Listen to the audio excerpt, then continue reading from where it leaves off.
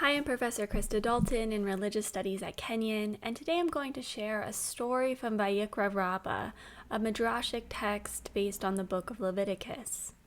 It's a story about a really terrible dream on Erev Rosh Hashanah, and a resulting event in which some Jews are robbed and imprisoned by an evil government. But, through the mitzvah of charity, everyone is saved. There's also a really interesting parallel in the Bibli and some manuscript variants, so if you're interested in that sort of thing, hit me up in office hours. So first I'll read the text, and then I'll extrapolate what I think we can carry with us into the new year. Rabbi Shimon ben Yochai, while asleep on the night of Rosh Hashanah, dreamed in a dream that his nephews would be fined 600 denarii. So he appointed them as parnasim, or charity collectors. They said to him, "Who will finance the expense?" And he said, "Incur the expense and write it down. At the end of the year, I will compensate you." At the end of the year, it was slanderously said about them that they dealt with silk. Then came an old man from the government. He said to them, "Either you make a purple cloak for the king, or you will be fined 600 denarii. He imprisoned them in prison.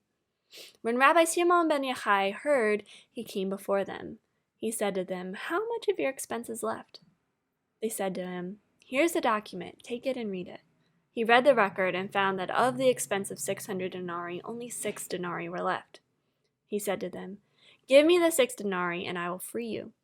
They said, "Do you see this old man who fined us 600 denarii, yet you say, 'Give him 6 and I will free you'?"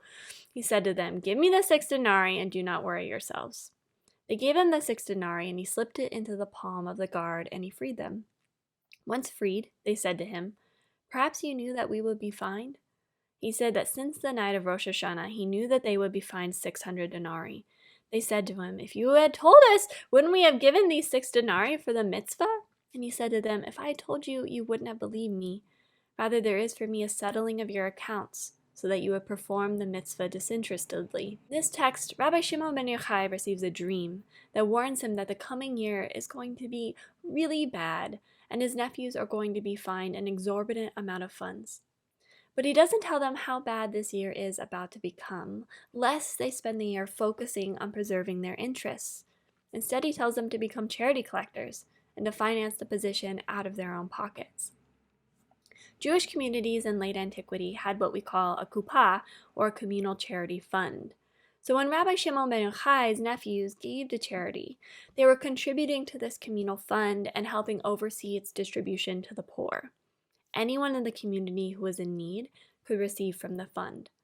The nephews end up contributing so much that when the government descends in order to fine them, they only have 6 denarii left. They can't pay the 600 denarii fine.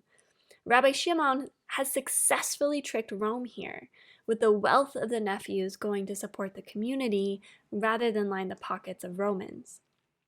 But because of a slanderous lie, the nephews are thrown in prison and their fate seems quite dire.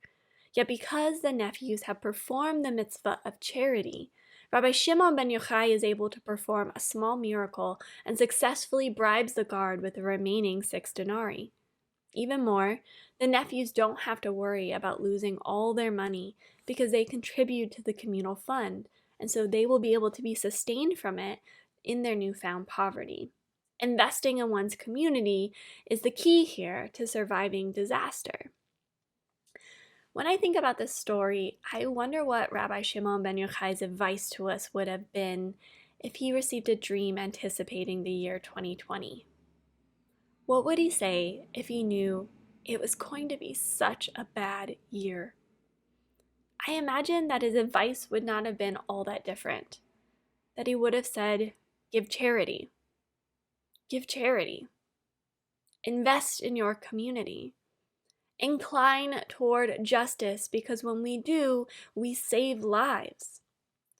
This story reminds us of an unsettled time, when evil governments reign, when communities are vulnerable and under threat, when economic precarity descends in a moment, but it also demonstrates the strength of investing in one's community.